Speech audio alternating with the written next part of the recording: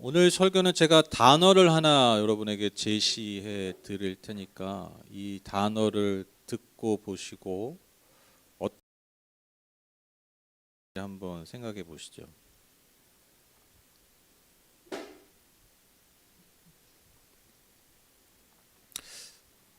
5초 드리겠습니다. 5, 4, 3.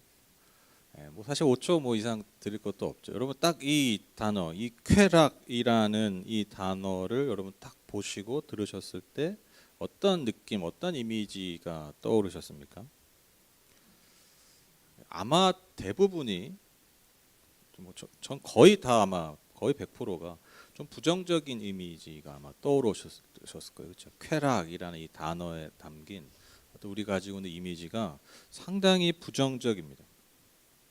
근데 여러분 쾌락이라는 말이 나쁜 말일까요? 더 중요한 것은 쾌락이라는 것이 나쁜 것일까요? 쾌락 뭡니까? 내가 어떤 즐거움과 기쁨을 누리는 감정이 쾌락이잖아요. 그게 나쁜 거예요? 여러분 기분 좋으면 나쁜 거예요. 웃지 마세요, 웃지 마세요. 예배 드리는데 어디 웃으세요? 기뻐하지 마세요. 우리 회개해야 됩니다. 자신을 쳐야 됩니다. 벽돌로 가슴을 쳐, 뭐 이러면 안 되잖아요, 그렇죠? 이게 나쁜 겁니까? 아니죠. 제가 이렇게 말하는 제가 나쁜 놈이죠, 그렇죠? 여러분 쾌락은 결코 나쁜 것이 아니고요. 심지어 중요한 것은 쾌락은 당연히 하나님께서 인간에게 주신 선물입니다. 하나님이 줄까 말까 이게 아니라 하나님 우리에게 주신 선물이에요. 여러분 어떠한 경험과 성취 등을 통해서 우리가 느껴지는 그런 감정인 쾌락은요, 하나님께서 인간에게 주신 선물이에요. 그리고 인간의 삶을, 우리가 살고 있는 이 세상의 삶을 영위하게 하는 너무나 중요한 메커니즘, 삶의 방식이라는 거예요. 여러분 왜 쾌락이 중요하냐면, 여러분 인간에게 쾌락이 없다면요, 우리가 이렇게 건강한 몸으로 살 수가 없어요. 즉 음식에 대한 만족이 없다면요, 인간이 안 찾아 먹어요.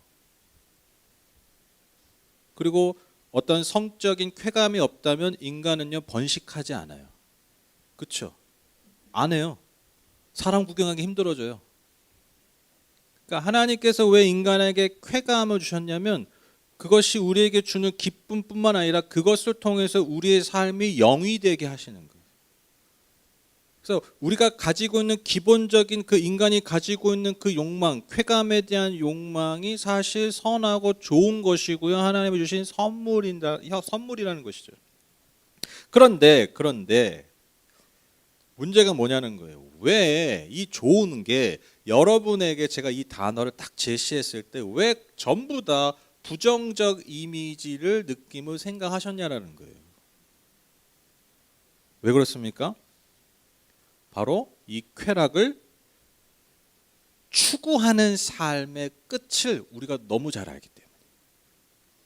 쾌락이라는 것 자체는 좋은 거예요. 선물인데, 인간의 연약함이 뭐냐면 쾌락이라는 것을 경험하면 할수록 그것을 추구하게 되고, 그 쾌락이라는 것을 추구하는 인생들의 결말을 우리가 너무나 잘 알고 있어요. 상식적으로, 경험적으로. 그러니까요, 여러분 이 쾌락이라는 것 자체에 대한 부정적 이미지가 우리 안에 새겨지게 된 것이죠. 즉 하나님께서 주신 선물이 인간에게 와서 자꾸 변질되는 거예요.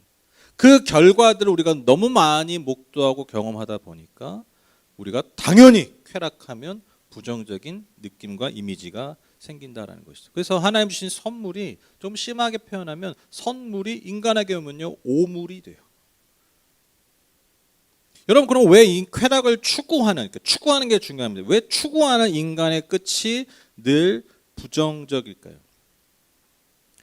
인간은 그 쾌락의 만족을 위해서 계속해서 옳지 않은 방법과 옳지 않은 길을 선택하기 때문입니다. 그렇죠? 여러분 성적인 쾌감을 느끼는 건요, 여러분 절대 나쁜 게 아니잖아요. 그게 하나님의 선물이잖아요. 근데 여러분 그 성적인 쾌감을 추구하기 시작하면 어떻게 됩니까? 관계들이 파괴되죠. 내 영혼도 파괴되잖아요. 희한하지 않아요? 고양시키면 내가 삶이 행복해질 것 같은데 나뿐만 아니라 다 주변이 초토화돼 버려요. 여러분 성공하는 것, 삶의 성공, 그러니까 내가 성공, 즉 내가 높은 자리고 내가 성공하는 것, 여러분 이것을 추구하기 시작하면요, 얼마나 많은 사람들을 짓밟습니까? 그렇죠? 짓밟지 않으면요, 내가 계속해서 내 성공의 이 쾌락의 만족을 얻을 수가 없어요. 누군가는 반드시 짓밟아야 돼요. 근데 결국 어떻게 돼요? 나도 짓밟히잖아요. 우리가 여러분, 제가 요즘 그 한국사 관련된 책을 이렇게 제가 틈틈이 보거든요. 한국 사람인데 이스라엘 역사를 조금 아는데 한국 역사는 너무 몰라가지고 한국 사람 조금씩 보는데 맨날 반복된 얘기가 뭐냐면 힘을 가진 사람이 또 죽이고 걔가 또 죽어 또 힘 가져, 이거 계속 반복이에요 지금. 되게 어리석지 않아요? 내가 그렇게 그 권력을 잡고 내가 그 나의 대적들을 막 죽이니까 그 원한들이 없어지는 게 또 남아가지고 또 나를 죽여. 나 아니면 내 후손이 반드시 죽어. 근데 이게 옛날 역사만 그러니까 지금 똑같잖아요. 정권 바뀔 때마다 맨날 나오는 얘기. 지겹죠 이제. 또 잡고 죽이고. 자기는 안 죽나? 그러니까 인간이 이렇게 어리석다는. 근데 인간이 왜 그러냐면 내가 힘을 가지고 성공하려는 이 만족을 누리려면요, 그걸 쟁취하려면 기본적인 메커니즘이라는 거예요. 누군가를 죽여야 돼요. 짓밟아야 돼요. 이 굴레 안에서, 그러니까 이 굴레 안에서 벗어날 수가 없다라는 거예요. 아주 소소한 거, 여러분 명품을 어떤 물건을 가진 어떤 그런 쾌락 그거 있잖아요. 여러분 뭐 옛날에 뭐 뉴스 막 나오잖아요. 명품 사기 위해서 여자분이 막 몸을 팔고 아르바이트 한 달 내내 해가지고 명품 사고, 명품은 들고 다니는데 막 밥은 못 먹고 굶고 다니고, 저기 편의점 도시락 먹고. 편의점 도시락 맛있습니다, 그렇죠? 집사님 편의점 도시락 뭐라 하는 게 아니라, 그러니까 너무나 괴리된 삶을 사는 거예요. 그게 그 사람을 돋보이게 합니까? 그 명품이 그 사람을 정말 돋보이게 합니까? 아니죠. 그 삶을, 그 영혼을 갉아먹는 거예요. 뭐 하나하나 예를 들면 수도 없이 많습니다. 그러니까 여러분 여기서 아주 중요한, 가장 중요한 이 쾌락의 본 쾌락, 즉 인간의 쾌락은 만족을 모릅니다. 만족이라는 것이 없어요. 아예 없어요. 그래서 이 만족을 모르는 쾌락의 본질, 아니 인간의 본성이 그렇기 때문에 쾌락을 추구하는 삶이 불행으로 이끌어질 수밖에 없다라는 거예요.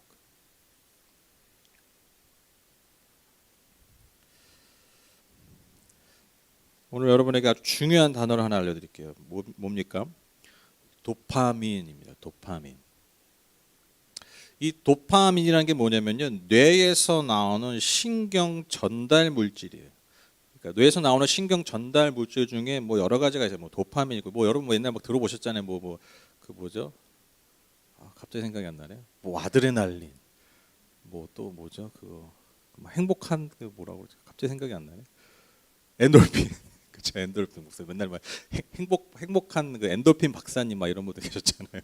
엔돌핀 전도사. 그래서 행복할 때 나오는 뭐 그런. 근데 이제 이 도파민이라는 게 뭐냐면요, 보상을 얻기 위한 동기부여 과정에 작용하는 어떤 그런 신경 전달 물질이에요. 그러니까 이렇게 얘기하니까요, 한국말은 하는데 전혀 못 알아들으시겠죠. 그러니까 쉽게 얘기하면 무언가를 특정 행동이나 어떤 특정 약물의 중독성을 판가름할 때 사용되는 아주 중요한 전달 물질이에요. 그러니까 예를 들면 여러분 어떤 행동이나 어떤 약물을 내가 접할 때 뇌에서 나오는 그 도파민이 더 많고 더 빠를수록 그 중독성이 더 강한 거예요. 이해되시죠? 그러니까 도파민의 분비 양과 속도를 통해서 그 약물과 행동에 판가름한다는 거예요. 그러니까 동기부여할 때 나오는 거죠. 동기부여될 때. 그렇죠? 이해되시죠? 이렇게 설명 이해되시죠? 그래서 초콜릿을 먹을 때 55%의 분비가 더 많아진대요. 뭐 더 하겠죠. 그렇죠? 그리고 니코틴, 담배에 들어가 있는 니코틴이 150%. 그러니까 왜 여러분 이 담배가 끊기 어려운지 아시겠죠? 여러분 코카인 아시죠? 뭐 코카 이런 거 아니에요. 마약입니다. 아주 강력한 마약이잖아요. 이 코카인이 225%예요. 엄청나죠? 그러니까 그만큼 많이. 그리고 암페타민이라는 게 있는데 이게 그 여러분 엑스타시 뭐 이런 거 막 나중에 합성해서 만든 막 그런 약물이에요, 약물. 그러니까 중독성 약물인데 이게 뭐 이렇게 의료계에 쓰여지기도 하는데 이게 이제 잘못 쓰면 이제 약물로 이제 쓰여지는 건데. 그러니까 이 마약성 약물이에요. 이게 1000%예요, 1000%. 그래서 여러분 뭐 코카인 막 이런 거보다 막 엑스타시 막 이런 게 더 세다 막 이런 얘기 하잖아요. 그러니까 그런 만큼 이게 굉장히 강한, 그러니까 강한 중독성을 가진 약물. 도파민이 이렇게 분비가 된다. 그러니까 이 양에 따라서 뭘 판가름한다고요? 그 약물의 그 경험의 중독성의 크기. 그런데 이 신경과학자들이 이 도파민을 발견한 것과 아울러서 아주 중요한 발견을 했는데 그게 뭐냐면요. 이 쾌락, 이 중독이라는 게 쾌락의 경험이잖아요. 이 쾌락의 경험과 이 고통의 경험이 뇌에서 아주 긴밀하게 연결되어 있다라는 것을 발견했어요. 어떻게 관계가 되었냐면 대립의 메커니즘으로 연결되어 있다라는 거예요. 쉽게 말해서 여러분 쾌락과 고통은요.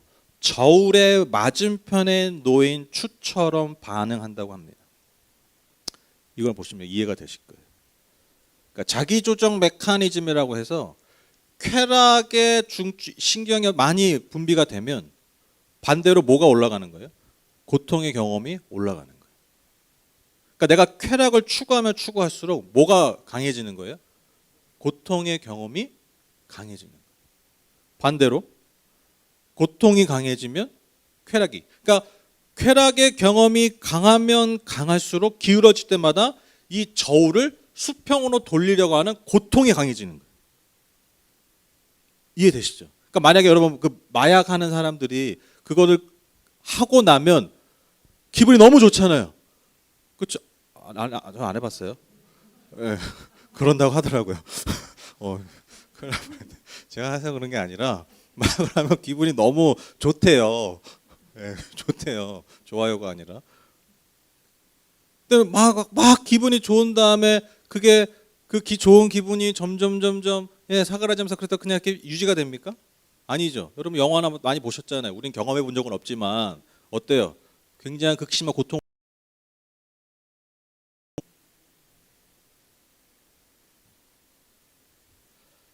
그래서 이것은요 의지적으로 내가 고통을 느낄 거야 하지 않아도 그냥 반사적으로 내 의지와 노력이 필요 없이 그렇게 반사작용처럼 내가 쾌락을 누릴수록 고통의 크기가 커지는 거예요.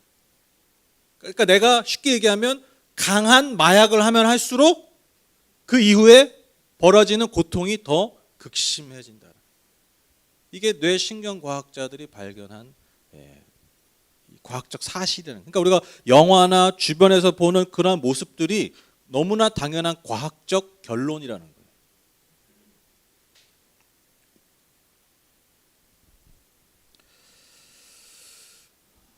그래서 여러분 쾌락적으로 기울었던 저울이 반작용으로 여러분 수평이 딱 되잖아요, 다시. 근데 여러분 그게 멈추는 게 아니라 쾌락을 얻은 만큼 그 무게가 반대쪽으로 더 실는.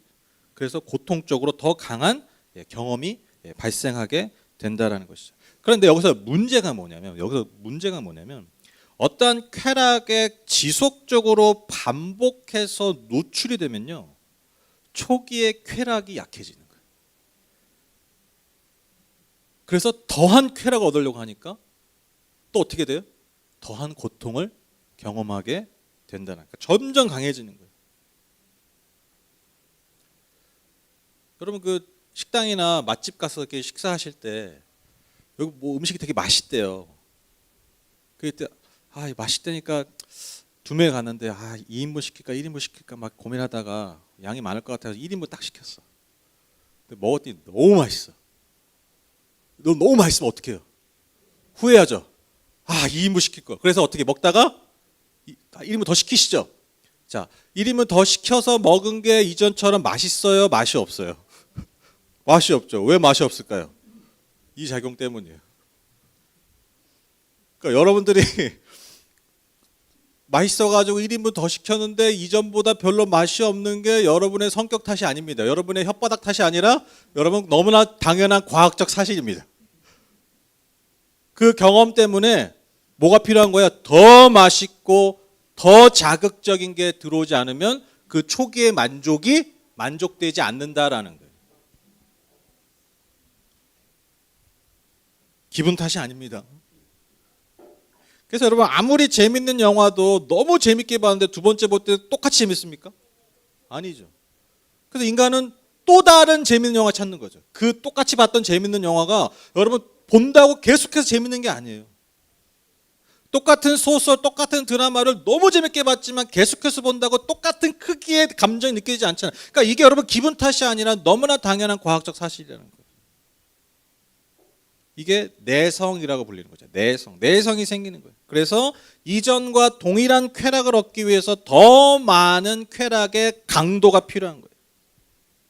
바로 이 지점이 여러분 쾌락을 추구하는 삶이 우리의 삶을 피폐하게 만드는 작동 방식이라는 거예요. 더 많은 돈을 얻기 위해서. 그래서 그러니까 여러분 내가 목표한 돈을 얻는다고 해서 인간이 절대 만족하지 않는다니까요. 내가 원했던 어떤 만족과 경험을 얻는 순간 또 다른 자극이 필요한 거예요. 왜? 고통이 심하니까. 그래서 여러분 그 막 꿈을 이룬 사람 있잖아요. 꿈을 이룬 사람. 꿈을 이룬 다음에 어떻게 돼요? 그렇게 만족하고 사는 게 아니라 극심한 절망을 느끼잖아요. 아시죠? 성공을 해봐야 되는데. 엄청난 성공을 좀 우리가 해봐야 되는데. 연예인도 그런 얘기 엄청 많이 하잖아요. 뭐 엄청 큰 스타디움에서 몇만 명이 모인 콘서트 하고 나서 정말 콘서트 수만 명의 팬들이 나를 사랑한다고 나한테 소리 질러주고 하는데 그것이 끝나고 불이 켜진 무대를 보면서 우울해하고 그 공연이 끝나고 제일 좋은 호텔 스위트룸에 가서 마약하는 거예요.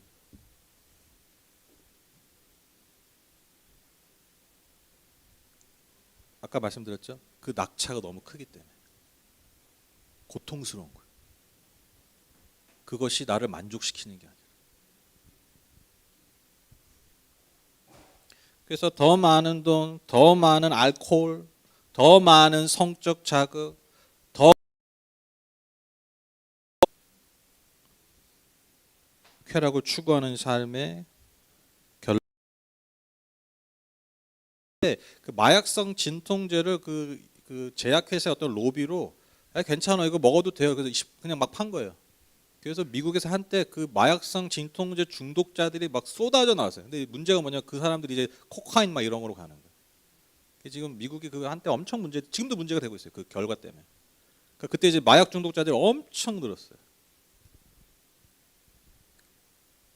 근데 놀라운 사실을 발견했는데 연구 결과 여러분 그 마약성 진통제를 오랫동안 쏜 환자일수록 오히려 병원을 찾는 빈도수가 높아졌다는 거예요. 그러니까 여러분 이걸 잘 보셔야 돼요. 그러니까 마약성 진통제는 우리의 고통을 없애는 거잖아요. 근데 고통을 없애는 사람들이 계속 그걸 많이 사용하는 사람이면 사람일수록 더 고통스러운 작용들이 많아졌다는 거예요. 그러니까 없던 질병도 생기고 없던 아픔도 생기고 이게 과학적 발견이었다라는 것입니다. 이처럼 여러분 제가 좀 뭐 과학적인 얘기를 좀 오래 해서 여러분 어떠실지 모르겠지만 제가 지금 말씀드린 게 무슨 뭐 종교적인 얘기한 게 아니죠. 여러분 뭐 우리가 쾌락을 추구하면 여러분 인간은 결국 뭐 공허함을 느낍니다. 제가 뭐 이런 뭐 종교적이고 철학적인 얘기한 게 아니라 철저하게 과학적 발견을 통한 결론을 제가 여러분에게 지금 제시해 드린 거예요. 그러니까 과학적 결과도 뭐냐면 인간이 연구해 보니까 인간이 어떤 삶이냐 모든 쾌락에는요 대가가 따른다는 거예요. 근데 그 대가가 뭐라고요? 고통의 대가라는 거예요. 그리고 그 고통의 그 원인이 되는 그 쾌락보다 더 오래가고 더 강하다는 사실을 알려줬다라는 것입니다. 그래서 미국의 존스 홉스킨대 미국의 제일 유명한 의과대학이 존스 홉스킨대인데 여기 톰 피누케님이라는 박사님이 아주 의미심장한 얘기를 했어요. 이분이 뭐라고 얘기했냐면 인간은 열대우림의 선인장 같습니다. 그렇게 얘기했어요. 열대우림의 선인장. 여러분 선인장이 어디 있죠? 사막에 있죠. 여러분 그 선인장 키워보신 분 알겠지만 물을 줍니까 안 줍니까? 안 주죠. 왜? 이미 그 식물 안에 뭐가 있어요? 수분이 많잖아요. 근데 열대우림에 선인장이 있으면 돼요, 안 돼요? 열대우림에 뭐가 많아요? 물이 많죠. 수분이 많죠. 그러니까 이 말이 뭐냐면 인간의 삶은 특히 현대인은 이미 도파민이 분출될 게 너무너무 많은데 이미 우리 안에 그게 너무 많은데 열대우림에 살고 있다는 거예요. 기가 막힌 말이죠. 그게 우리 현실이라는 거예요.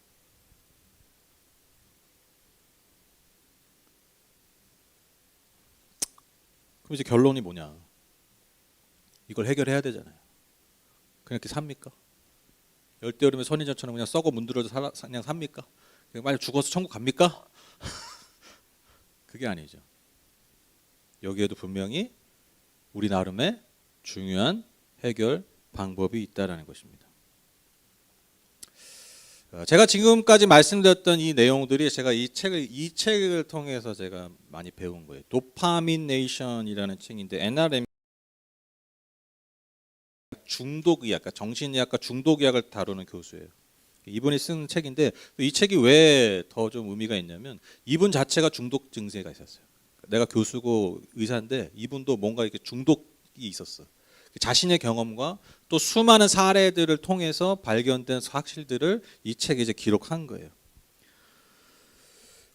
여러분 이 책에서 뭐 여러 가지 어떤 쾌락에 중독된 삶을 회복하기 위해서 이제 결론적으로 몇 가지 제안들을 해요. 그러니까 뭐 이렇게 해라, 뭐 이렇게 해라. 그래서 뭐 제가 뭐 늘 강조하는 어떤 공동체적 관계의 문제, 뭐 이런 거 많이 얘기했는데 제가 이제 그건 너무 많이 얘기하기 때문에.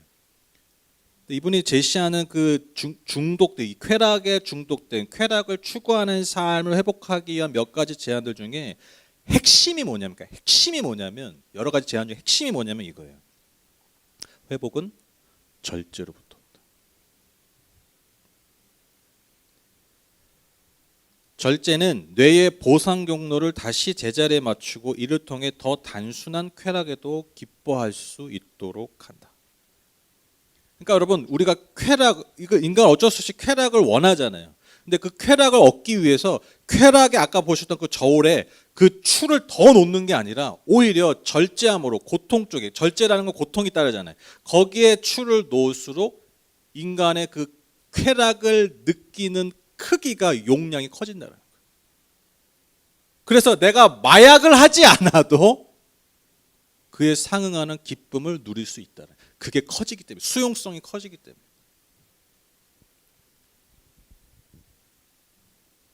작은 것에도 기쁨을 누릴 수 있는 삶이 된다는 거예요.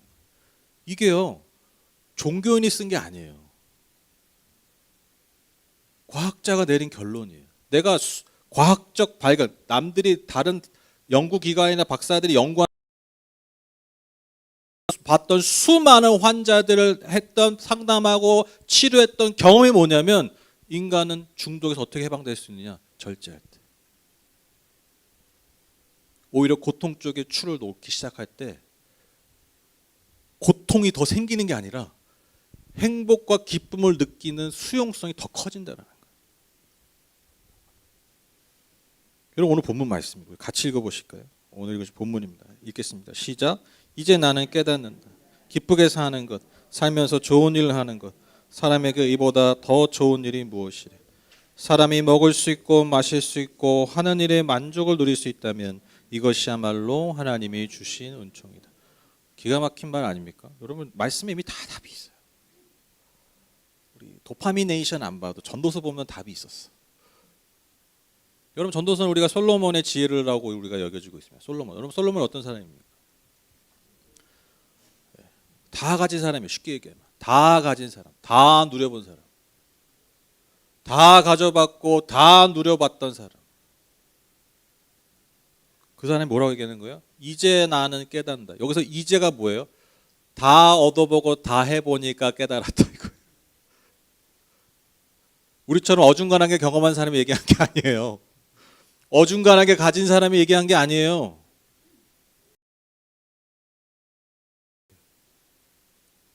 뭐라고 얘기합니까? 기쁘게 사는 것, 살면서 좋은 일을 하는 것, 사람에게보다 더 좋은 일이 무엇이에요? 그러니까 하나님 우리에게 주신 선물을 누리는 것보다 좋은 삶이 없어요. 기쁘게 살고 좋은 일을 하는 거, 이거보다 누리기가 없는데, 근데 이걸 어떻게 누렸냐라는 거예요. 13절, 사람이 먹을 수 있고 마실 수 있고 하는 일에 만족을 누릴 수 있다면, 이것이야말로 하나님이 주신 은총이다. 이게 기가 막힌 말이에요, 여러분. 왜 그렇습니까? 아무리 인간의 삶은 채우려고 제가 지난주 말씀드렸죠. 인간의 삶은 하나로 딱 표현하는 비유가 뭐라고요? 밑 빠진 독이라고 말씀드렸잖아요. 아무리 채워도 우리는 만족하지 못해요. 근데 여기서 솔로몬이 뭐라고 얘기합니까? 그냥 먹고 마시고 내가 하는 일에 만족할 수 있다면 그거야말로 하나님의 은총이다. 근데 이 말이 종교적인 말이 아니잖아요. 우리가 지금까지 봤던 결론이 그거잖아요. 우리의 일상에 자족할 수 있는, 만족할 수 있는 사람만큼 여러분 진짜 행복한 사람이 없는 거예요. 그만큼 능력 있는 사람이 없는 거예요. 이해되시죠? 아니 나는 마약을 해야 기뻐. 하나님이 아니라 그냥 밥 한 끼 먹고 그냥 물만 마셔도, 그냥 내가 지금 하고 있는 일 해도 기쁘고 감사한 거예요. 여러분 이만한 복이 어딨냐고요. 진짜 하나님의 은총이라는 거예요.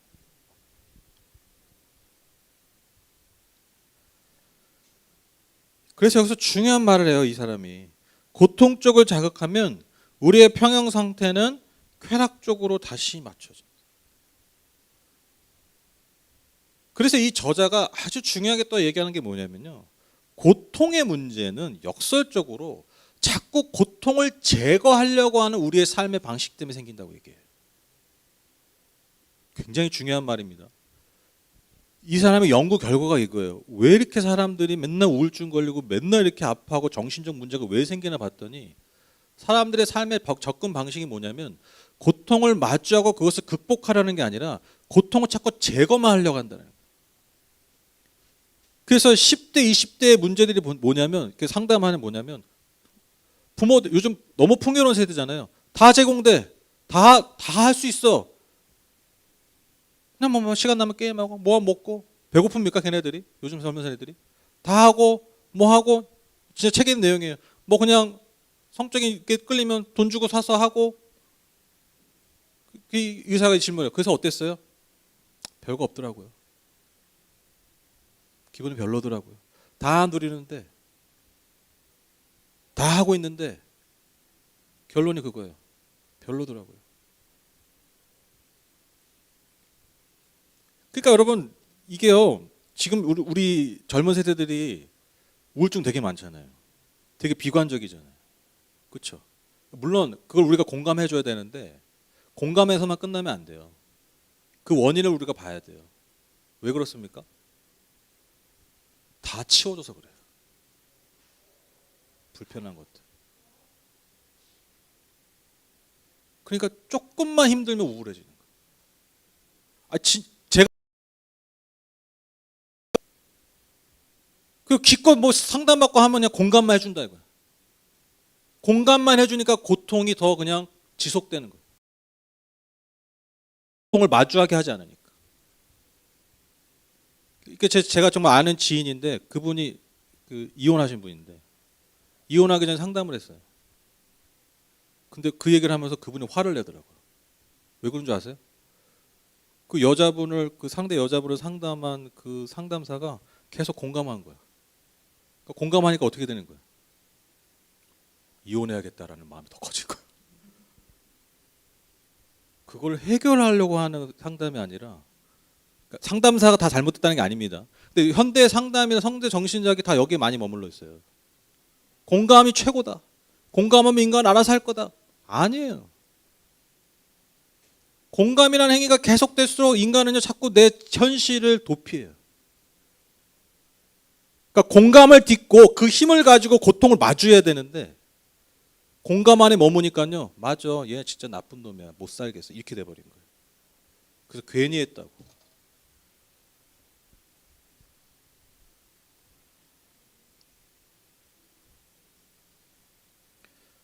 그래서 여러분, 고통을 없애는 것에 우리의 관심과 초점이 있다 보니까 인간의 삶이, 특히 현대 사회가, 특히 자녀들에 대한 어떤 교육 방식이 정작 고통에 더 자주, 더 쉽게 빠진다라는 거예요. 이해되시죠?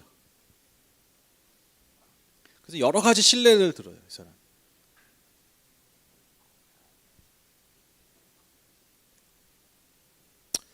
여러분 금식해 보셨습니까? 저는 제가 3일 금식 해봤거든요. 전 옛날에 학교 다니면서, 기도원이 아니라 학교 다니면서, 레벨이 다릅니다.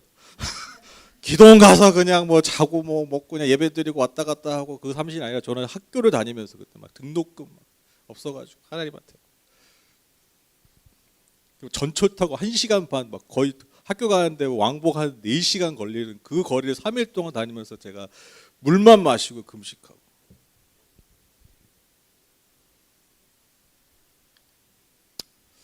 여러분 그 금식 기도원에 가시면 금식하고 나면 뭐 먹죠? 이 하루나 이틀 뭐 3일 금식하면 제일 먼저 먹는 게 뭐예요? 죽인데 그 저기 뭐 본죽 아닙니다. 뭐 낙지 김치 뭐 이런 거 아니에요. 죽 먹습니까? 흰죽, 멀건 죽 먹잖아요. 여러분 금식 정말 3일 금식하시고 여러분 한번 드셔보시면 좋을 것 같아요. 여러분 그 흰색 죽, 네. 점심에 밥 달라고 하는데 흰색 죽을 주면 얘가 지금 나랑 그만 살자는 얘기인가? 막 이런 생각이 드는 그 흰죽, 그렇죠? 여러분 그 고소함과 그 향긋함은 그 목에 넘어갈 때 그 질감, 그 행복한 그 기쁨은 여러분 3일 금식하고 오살리 기도원에서 먹어 보셔야 여러분 그 맛을 압니다.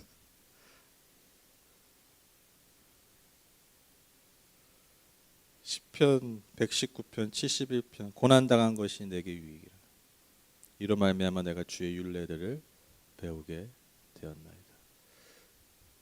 아주 중요한 겁니다. 여러분 우리 인간의 기쁨과 인간의 만족된 삶을 위해서 여러분 정말 역설적으로 중요한 게 뭐냐면 고난의 유익을 발견할 수 있어야 돼요. 고난의 유익을 인정할 수 있어야 돼요. 고난을 찾으러 달라는 얘기가 아니에요. 고난을 일부러 받으시라는 게 아니에요. 고행하라고 하시는 게 아니에요. 옛날 수도사처럼 고행하라는 얘기가 아니에요. 현대인들이 너무나 회피하고 있는 이 고난의 유익에 대해서 우리가 인정할 수 있어야 돼요. 결핍의 은혜를 아셔야 돼요. 여러분 하는 것을 생각하지 마시고 결핍을 내가 자꾸 채워야 되는 기도 제목으로 여기지 마시고 기도할 때 이렇게 기도하시는 거예요. 주님 이 결핍을 통해 주의 율례들을 배우게 해주십시오. 결핍의 유익을 내가 깨닫게 해주십시오. 이게 진짜 우리의 삶을 바꾼다는 거예요.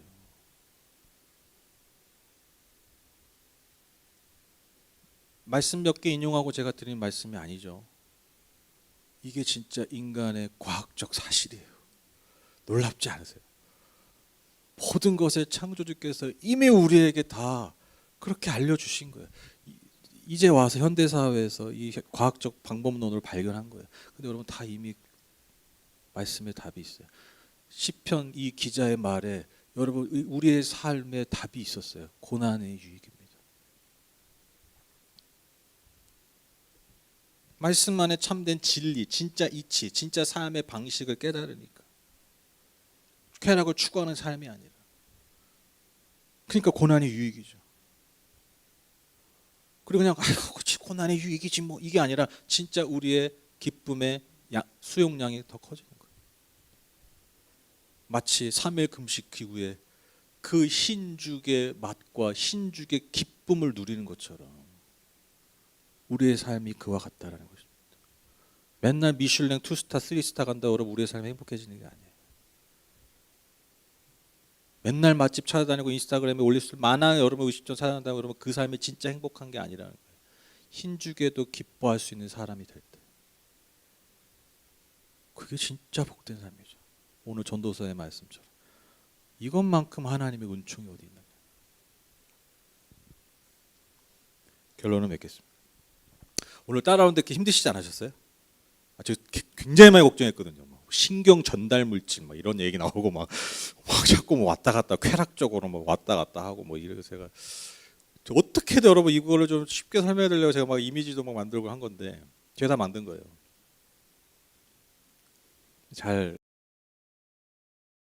굉장히 심혈을 기울여서 왜냐면 제 전공이 아니니까 결론을 맺겠습니다. 제가 그 좋아하는 것이 있어요. 제가 좋아하는 것이 있었는데 제 경험이에요. 제가 이제 이걸 좀 더 잘하고 잘 연구해서 더 투자하고 더 좀 이렇게 방법들 다양하게 하면 더 많은 기쁨과 만족을 누릴 것 같은 거예요. 그 막 더 해보는 거예요. 더 이렇게 좀 다르게 더 막 이렇게 좀 더 투자해서. 근데 제가 생각해 보니까요. 이게 딱 생각해 보니까 야 이렇게 하면 죽을 때까지 만족하지 못하겠더라고. 죽을 때까지. 그러니까 죽을 때까지 그렇게 살겠더라고. 그러니까 문제가 뭐냐면 지금도 이게 감사한 일인데, 그러니까 지금도 감사한 건데 그걸 내가 모르는 거예요. 무슨 말인지 아시죠? 지금도 좋고 감사한 건데 내가 여기에 만족을 못 느끼는 거예요. 뭔가 계속 찾으니까. 지금도 이미 충분한데 그렇게 모자라지 않아요. 근데 자꾸 내 생각이 더 어떻게 더 투자하고 더 잘할 것 같아. 그러니까 이미 나에게 있는 것의 가치도 내가 자꾸 모르는 거예요. 그래서 제가 그때 정신이 번쩍 들었어요. 아니다. 그러다 다 내려놓는 거예요. 지금 있는 거에 일단 만족하고 감사하지. 그러니까 제가 생각해 보니까 이런 게 한두 가지가 아닌 거예요. 한두 가지가 아니에요. 그러니까 내 삶에 대하는 방식이 늘 이와 같았다는 걸 제가 발견했어요. 더 하면 더 맛있는, 더 좋은 거, 더 기쁜 거, 더 나를. 그러니까 이런 삶이 왜 불행하냐면 지금 있는 것의 기쁨도 누리지 못. 그게 지금 못 느끼니까요. 그러니까 지금도 못 느끼고 내일도 지금이니까 내일의 지금, 내일 모레의 지금, 내일 모레 글페의 지금, 한 달 후에 지금, 50년 후에 지금도 만족을 누리니까 내가 50년 내내 만족을 못 느끼는 거예요. 지금 감사하고 만족하지 않으면.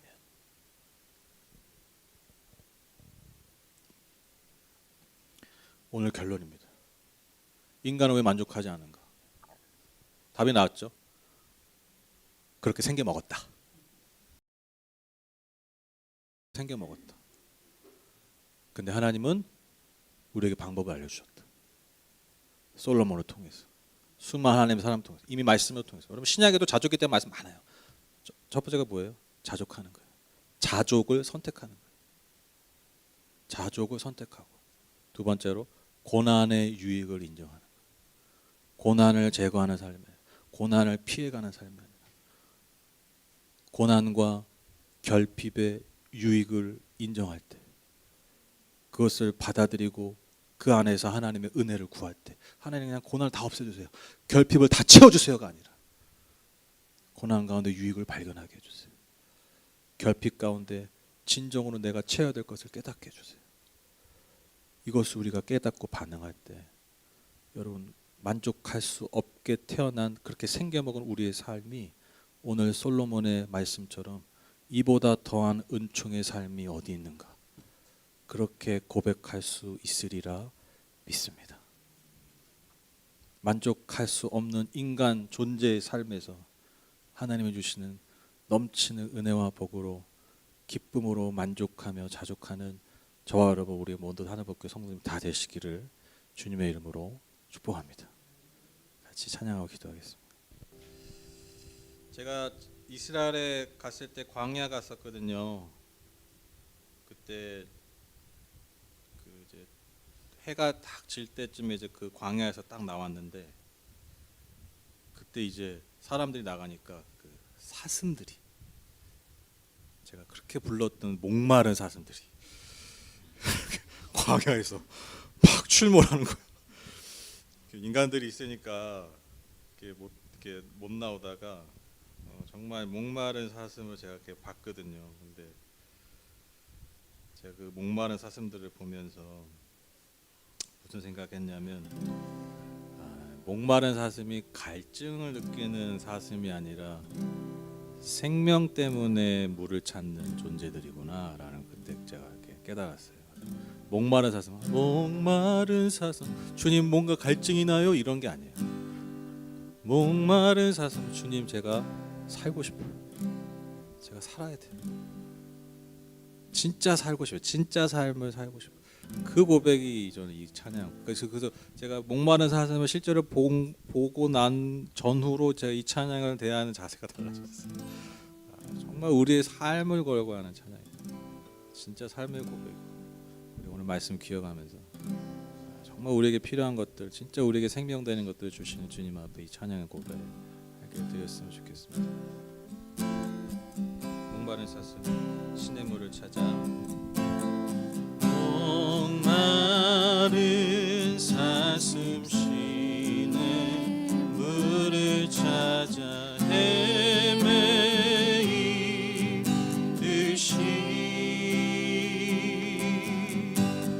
내 영혼 주를 찾기에 갈급하나이다. 다시 한번 고백합니다. 목마른 사슴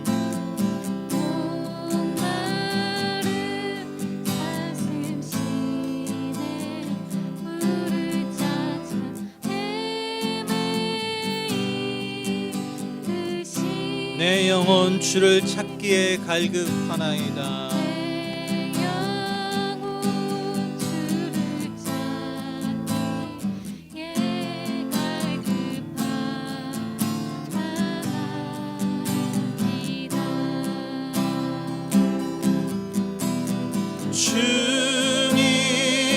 주님만이 나의 힘, 나의 방패, 나의 참 소망, 나의 몸 정성 담아 서서 주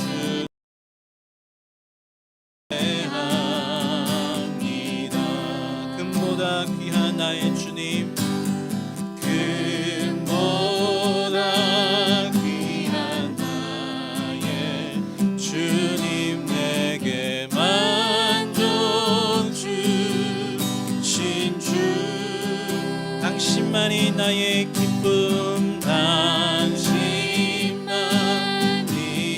나의 기쁨, 또한 나의 참 고백.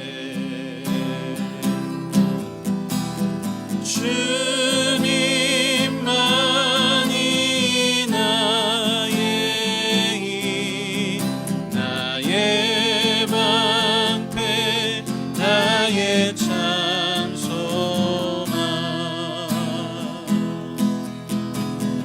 나의 몸 정성 담아 서서 주님 경배합니다.